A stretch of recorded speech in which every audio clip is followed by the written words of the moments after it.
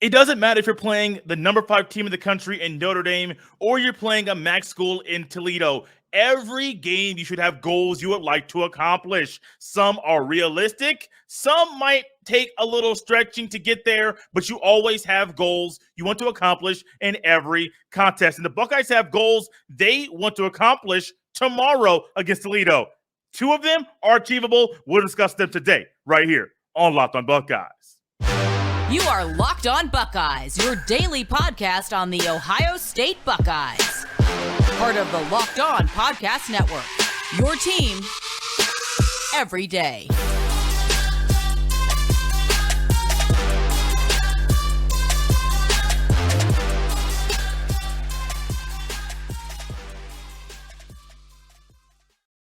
What is up, Buckeye fans? Welcome back to another episode of Locked on Buckeyes, part of Locked on Podcast Network. I'm your host, Jay Stevens, also the host of the Jay Stevens Podcast. It is Friday, September 16th in the year 2022, and today's episode is brought to you by BetOnline. BetOnline has you covered this season with more props, odds, and lines than ever before. BetOnline, where the game starts. I would also like to thank you for making Locked on Buckeyes your first listen or first watch of every single day. On today's episode, we will discuss 3 questions I have going into tomorrow's final non-conference game of the season against Toledo, and we're going to talk about some betting lines via our friends at betonline.net, and also we will pick some games in week 3 of the college football season. But before we get to any of that, goals. We all have them. I have them. The Buckeyes have them. Toledo has them. Everybody has goals.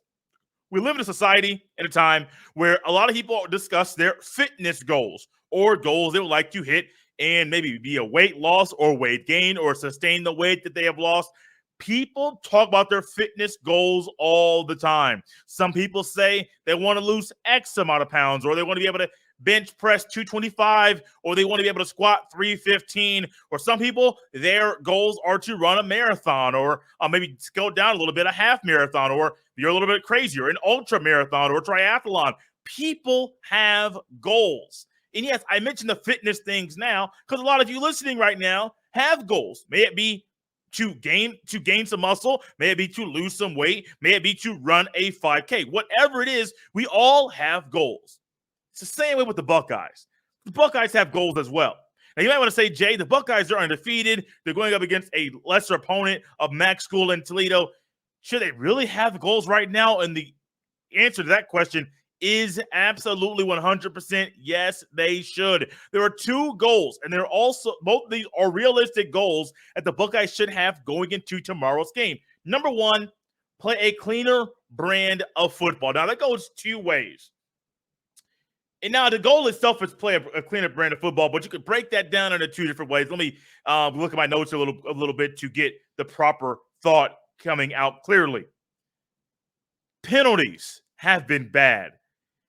How many penalties do you think the Buckeyes have committed in 2 games this year? I'll wait. Give you some time to think about it. Was it number 16? Many of you might not. Now, if you listen to this podcast, we have talked about the 7 penalties that the Buckeyes committed against Notre Dame, the 9 penalties the Buckeyes committed last week against Arkansas State. That's unheard of. That's inexcusable. That cannot continue. The Buckeyes are averaging 8 penalties per game and a whopping 80 yards of penalty, 80 yards. They're averaging 80 penalty yards per game. There we go. Looking at my screen, trying to get it out correctly. Had to slow down, but we got there. You're averaging 80 penalty yards per game, almost a full football field. That's not acceptable. That's not acceptable at all. And I don't care if you're Ohio State. No, I don't care if you're Alabama, if you're Georgia, if you're UConn, if you're Toledo, if you're Arkansas State, San Diego State. I don't care who you are. Averaging 80 penalty yards in the season is unacceptable. And that goes for Ohio State. Ohio State cannot let that continue because the 3 goals at Ohio State: beat the team up north, win the Big Ten championship, win the national championship. It'd be really, really, really hard to accomplish all three of those goals if you have 80 penalty yards in averaging that per game. Now, you expect that to drop a little bit, but you also didn't expect that the number of penalties the Buckeyes committed from week 1 to week 2 to drop, but we saw how that happened last week. Like, play a cleaner brand of football. Penalties are a big thing that need to be cleaned up, but also another thing that'll help you play a cleaner brand of football is offensive execution will help you play a cleaner brand of football. Now, you may say, Jay, is this just on the O-line? Actually, it's with all 11 guys that are on the field. No, C.J. Stroud is not exempt from this conversation.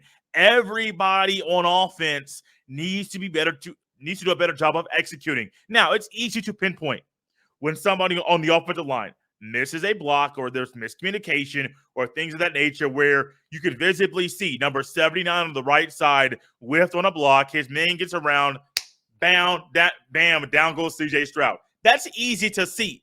But when you get that center guard connection between Donovan Jackson, Luke Whippler, and Matt Jones, all of a sudden they don't properly get to the second level like they need to. 3 guys blocking 3 guys, no matter if it's the D-line or the linebacker at the second level, they have to communicate to get there. And all of a sudden somebody does not do that. All you see is a 2-yard gain. You think that's great.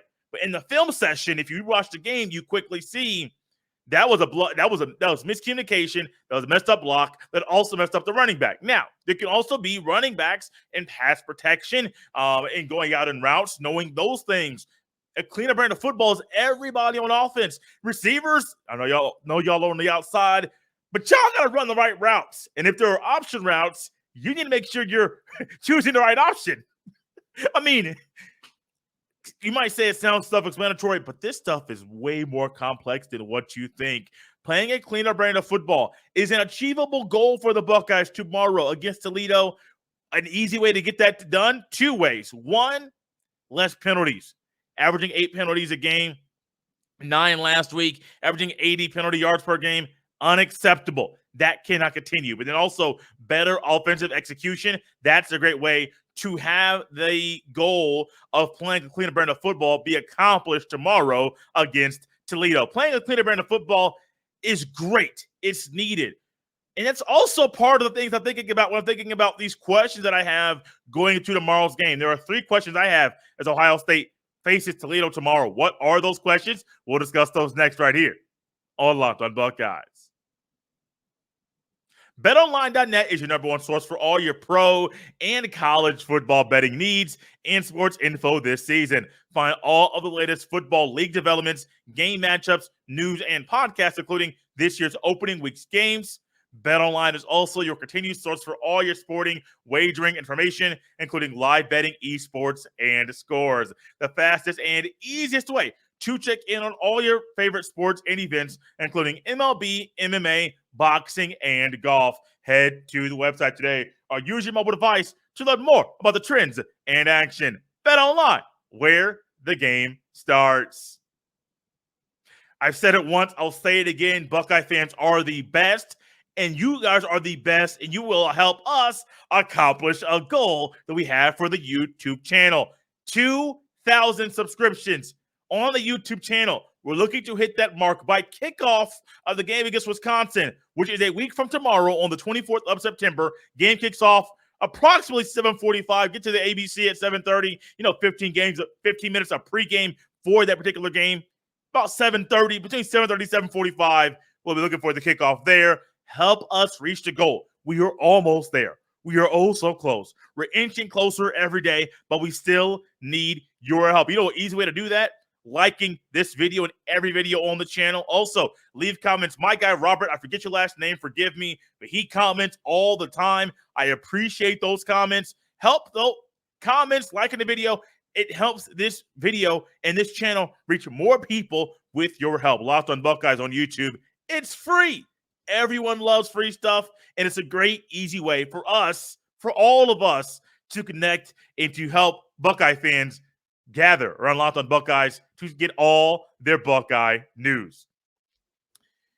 I am all about starting trends, and I love traditions. I had traditions.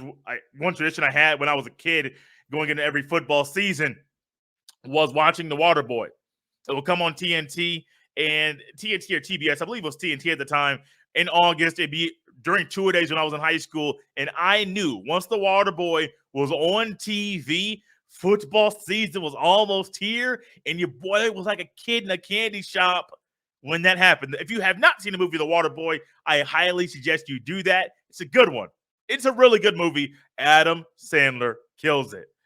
But traditions around here are Locked on Buckeyes. I'm starting some new ones this year. Stock up, stock down, a segment we're going to do every Wednesday. Also, questions going into the next game, which is going to be a Friday staple, and also picking games. My third season covering the Buckeyes here at Locked on Buckeyes. I have not picked games consistently outside of Ohio State games. That changes this year. But we're starting a new tradition, keeping that thing going. Questions I have going into tomorrow's game against Toledo. The first one, this is kind of up in the air. This is kind of me guessing and hoping everybody is healthy, all the receivers, at least the top 4, maybe top 5, if you want to put Xavier Johnson in that 5th receiver slot. Will we see a full passing attack on full display Saturday night?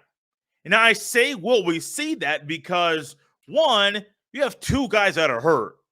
Jackson Smith-Njigba, Julian Fleming. And Njigba played a few plays, a handful of plays against Notre Dame, but he did not play the entire game. Fleming has missed the first 2 games of the year. And steps in. Big shoes to fill. Emeka Egbuka has 9 catches in game 1, week 1. Game number 2, week 2. Marvin Harrison Jr. was out there stunting like his daddy, had 7 catches, 184 receiving yards, and 3 trips to pay dirt. Those are 2 games. We have not seen Njigba, Fleming, Egbuka, Harrison Jr. on the field at the same time this year. Remember last year, I got a question. I think it was my guy, Hummus Hero, when we did live shows last year during the season. And I was asking, and he had a question about, like, what wrinkle might we see in the second half of the season. I remember this. This was actually a live show as you're breaking down I think we were breaking down grades of the Ohio State offensive coaches and positions at the time. And I said, well, the Buckeyes should use 4 wide receivers. It makes sense to go 4 wide. I just don't think they'll do that. It makes a whole lot more sense this year, right now, for the Buckeyes to have Fleming and Njigba, Egbuka, and Harrison Jr. on the field at the same time. It reminds me of the time when I was watching, remember the Titans? Back when I was a kid. I keep going back to my childhood today. Not sure why. But when I was watching Remember the Titans, I remember they were playing that one school, and all of a sudden, I forget the name of the school. I think they had a teal jersey, and all of a sudden, the quarterback drops in a shotgun, and everybody's scrambling. Oh, check 9. Oh, check 9. I remember that. I remember that vividly. When all of a sudden the quarterback drops into shotgun from originally being under center. Oh, check 9. Check 9. Yes, these are things I remember. I haven't seen that movie in quite a long time. But that could be a similar thing to where, remember the Titans, the T.C. Williams school, that team Coach Boone was coaching, they were scrambling. They didn't know what to do. Is this the New York Giants? They're trying to scramble, figure out, okay, I got to check this guy and got to check this guy. And all of a sudden, this looks like a different thing. Well, if you put 4 receivers out there, we have not seen Fleming healthy. It's possible that those are 4 NFL receivers. I can't say it just yet. I can't.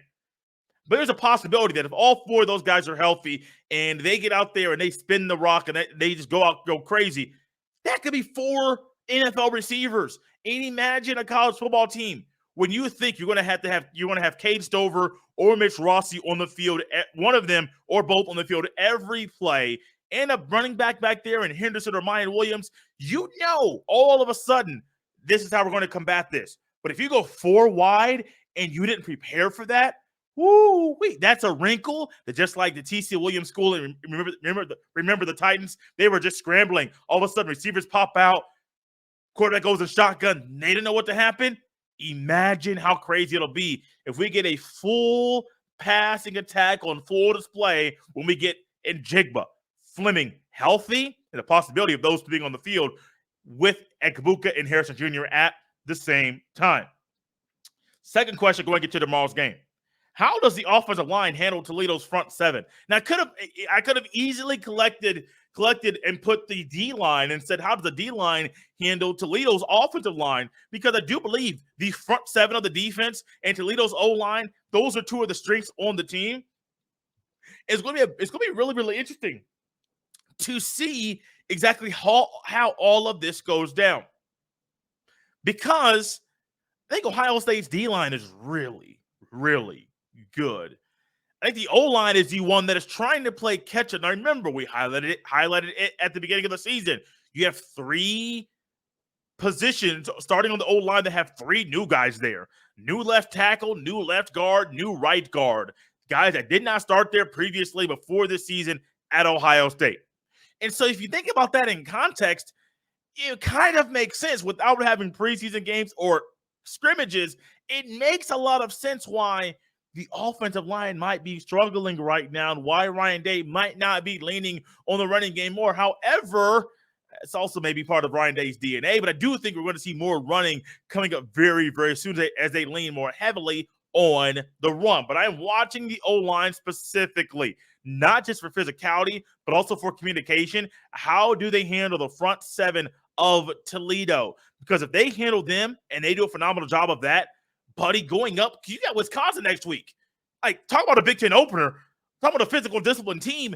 The Wisconsin Badgers are no joke. That's in prime time on ABC. A former Ohio State quarterback will be calling the game in Kirk Herbstreit. Hasn't been concrete, but Kirk Herbstreit did say he'll be back at Columbus during the Wisconsin game. Now, maybe it'll be Ohio State, Wisconsin when for game day. I don't know. I don't think game day will come to Ohio State week 1 and week 4. I don't think that's going to happen. However, yeah, we'll have former Buckeyes there all over the sidelines. Big recruiting weekend. All of that's going to be there, and you need to build confidence going into that matchup with the Wisconsin Badgers. Last question. Is this the game the Buckeye defense captures their first turnover of the season? Yeah. Goose egg in that category on the year. Just how astonishing and as wild as it is that the Buckeyes have 8, count them, averaging 8 penalties per game. They're averaging 80 penalty yards per game. That's crazy. It's also crazy to think about how physical, how aggressive this defense has been. If you've seen Steel Chambers and Tommy Eichenberg and Cody Simon, Ronnie Hickman, Josh Proctor, Lathan Ransom, these guys just flying all over the field. Still crazy to think that they don't have any turnovers this year. Does that change tomorrow against Toledo? We'll find out tomorrow. It's possible. With Kyle Rowland here, we talked about how DeQuan Finn, Toledo's quarterback, is not the most accurate guy. Inaccurate quarterbacks lead to throwing quite a few interceptions against fast, physical defenses that fly around the field. Sure seems like tomorrow is the day. Somebody captures the first turnover of the year for the Buckeyes. But that's a question. I don't know if it's going to happen, but I'm leaning towards it happening tomorrow in the shoe. 3 questions to stay for the podcast going forward during the football season. Got those out. What questions do you have going into tomorrow's game? Leave your questions in the YouTube comment section or in the Apple Podcast comment section, rating review section there. Leave your questions there. I want to see them. I want to know what's going through your mind going into tomorrow's game. Betting lines, game picks, that's what's next right here on Locked on Buckeyes. Game picks. I used to do this all the time on a different podcast that I hosted, a general sports podcast, and I used to pick games every single week. NFL games, college football games. Generally, I'm pretty decent there. It's just really hard in college football because anything can happen any given Sunday. I got 5 games here. What we started doing last week, we got a Friday game we're going to pick, and then a game from 3 different time slots on Saturday, and of course the Ohio State game as well. Betting lines for this game will be interesting. Ohio State is 32-point favorites tomorrow against Toledo. You might say, Jay, 32-point favorites? Does that make sense to you? Well, yeah, it does. Why? Because Toledo is bad. Like, I'm not going to sugarcoat it. Toledo is not a good football team, and they should not be able to be on the field with the Buckeyes. And so 32 points, that's down from what I think it was like 30-something, 40-something last week against the Arkansas State Red Wolves. Toledo, a better team than them. However, I just don't know what to expect from this Buckeye offense. And with the possibility of having Njigba and Fleming back, how does that impact or how does that affect the passing attack of the Buckeyes? Like, I literally am wondering that right now as I'm out loud thinking about this game and trying to find it on my computer, the betting line that is. I'm curious with the additions that the Buckeyes will see here, how does that impact everything? Ohio State, 32-point favorites. If I'm a betting man and giving some betting advice, I honestly, for the first time this year, would go with the over. I think that the Buckeyes are figuring things out on offense.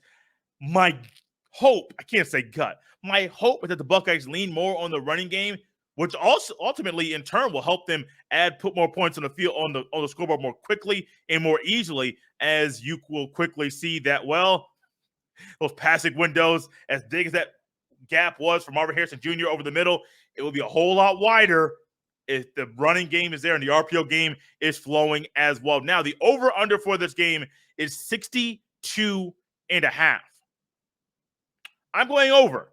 I've never once said over on both of them, but over 32 points. Mama picked minus 32 for Ohio State, and also over, was it 62.5 for the over-under? I'm going over for both. Not sure why. Just a gut feeling.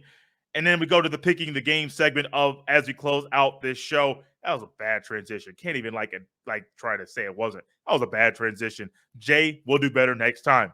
Tonight, Florida State is on the road playing at Louisville. I'm going with the Florida State Seminoles on the road. Normally, Florida State in the current state, I would not.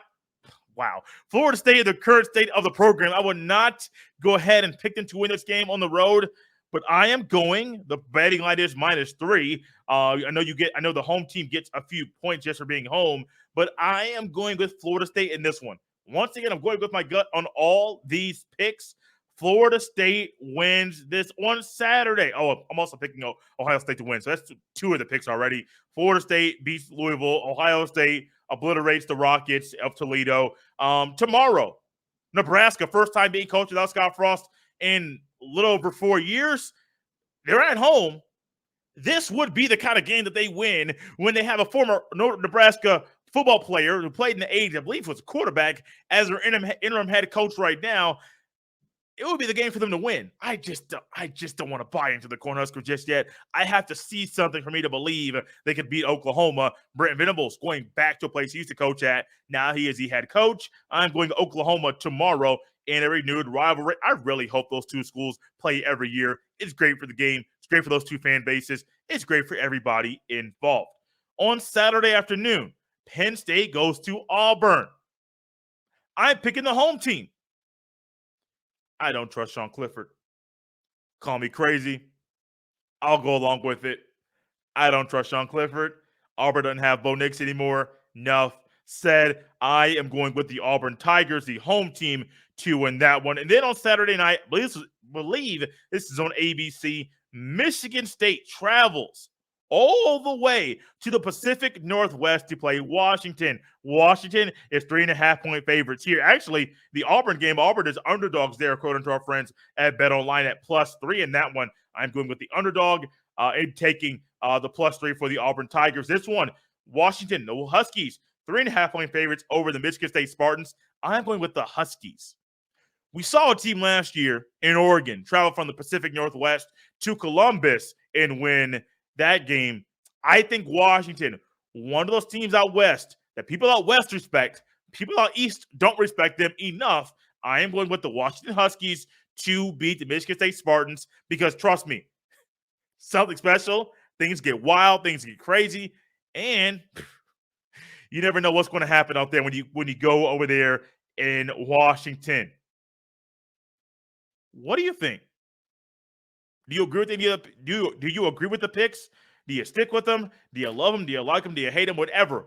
Comment section is for you to chime in and clap back at anything I said today. Guys, you can follow me on Twitter at jstevens07. We're closing up shop for the day. Ready to enjoy the weekend. Got some beautiful weather that's going to be out there. Great football all weekend. College football tonight. Maybe you're going to go to a high school game in your local area. Saturday, college ball all day. And then on Sunday, the NFL is back. Oh, side note. Did you like the football, the NFL being on Amazon Prime?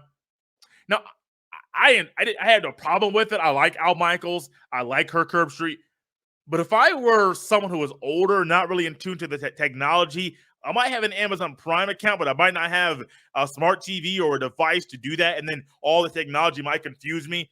Did you like it? Did you enjoy it? I had no problem with it. Some like some new features that Amazon Prime allows people, Prime Video allows you to do with the game. But I really wondered, did you like it? Comment section, fill it up. I enjoyed it. Also enjoyed the people that are broadcasting it, which kind of enhanced my viewing pleasure last night. I'm out of here. Had to get that off my chest. Had to ask another question. We're out here for the day. Guys, enjoy the weather. Enjoy the day. It's a great day to be a Buckeye, and I can't wait to see the Buckeyes back in the shoot tomorrow night. Can't wait to see it. Have a great day.